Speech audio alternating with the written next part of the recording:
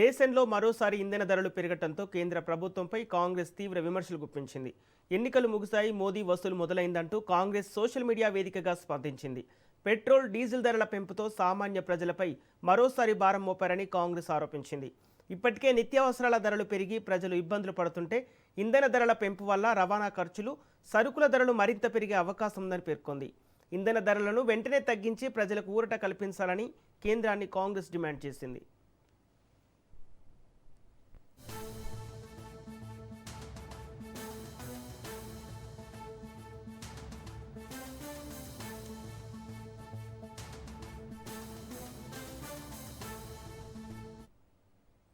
ఇదే అంశానికి సంబంధించి పూర్తి డీటెయిల్స్ మా బ్యూరో చీఫ్ రాజిరెడ్డి అందిస్తారు.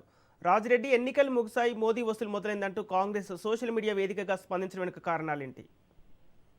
ముఖ్యంగా చూసుకున్నట్టయితే మన 5 రాష్ట్రాల ఎన్నికలైనాయి. 5 రాష్ట్రాల ఎన్నికల్లో కూడా ఎక్కడ ధరలు పెంచుతామని చెప్పలేదు. అదేవిధంగా హైదరాబాద్ కు వచ్చినప్పుడు కూడా మీరు పొదుపుగా వాహనాలను వాడండి, పెట్రోల్ వాహనాలు ఎక్కువ బయటకు తీయకండి అని కూడా ప్రధానమంత్రి నరేంద్ర మోడీ చెప్పారు. అంతేకాకుండా ధరలను ఎట్టి పరిస్థితుల్లో కూడా పెంచమని కూడా స్పష్టం చేశారు.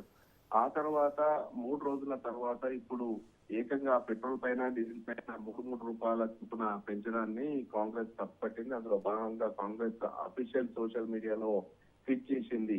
ఎన్నికలు అయిపోయిన తర్వాతనే ఈ యొక్క రేట్లు సడన్ గా పెంచారు. మొత్తానికి చూసుకున్నట్టయితే ఎన్నికల ముందు ఒక రకంగా బీజేపీ ఉంటుంది, ఎన్నికలైన తర్వాత ఒక రకంగా బీజేపీ వ్యవహరిస్తుంది. అందులో భాగంగానే మొన్నటి వరకు 5 రాష్ట్రాల ఎన్నికలు జరిగినప్పుడు ఎక్కడ కూడా మేము ధరలు పెంచామని చెప్పినటువంటి బీజేపీ ప్రభుత్వం మళ్ళీ అక్కడ అధికారంలోకి వచ్చిన తర్వాత ఇప్పుడు కేంద్ర ప్రభుత్వం ఏకంగా పెట్రోల్ కు, డీజిల్ కి 3 రూపాయలు పెంచడం పట్ల తప్పుపడుతుంది. ఇప్పటికే నిత్యావసర వస్తువులు పెద్ద ఎత్తున పెరిగి ఉన్నాయి. ఈ యొక్క నేపథ్యంలో సామాన్యుడు బతుకు జీవితం భారంగా మారుతుందని కూడా ట్వీట్ చేసింది. ముఖ్యంగా చూసుకున్నట్టయితే చెప్పడం ఒకటి, చేయడం ఒకటి ఉంది. చెప్పడమేమో మేము ఏమి పెంచము, మంచి ప్రజాపాలన అందిస్తామని బీజేపీ చెప్తుంది. కానీ ఆ ఎన్నికలు అయిపోయిన తర్వాత ధరలు పెంచుతుంది. ఇప్పటికే నిత్యావసర సరుకుల ధరలు పెంచింది. మళ్ళీ ఇప్పుడు పెట్రోల్, డీజిల్ ధరలు పెంచడము ఇది సామాన్యుడికి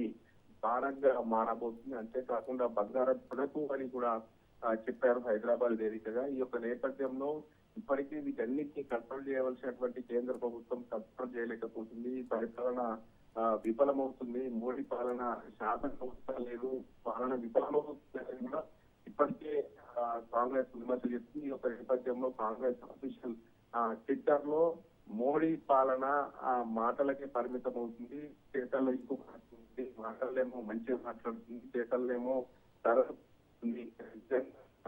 పెట్టే విధంగానే ట్వీట్ చేశారని చెప్పుకోవచ్చు. మొత్తానికి ఎన్నికల ముందు ఒక రకంగా, ఎన్నికలు అయిపోయిన తర్వాత ఒక రకంగా ఉందని ఈ ట్వీట్ లో పేర్కొనడం జరిగింది. Okay, thank you Rajireddy.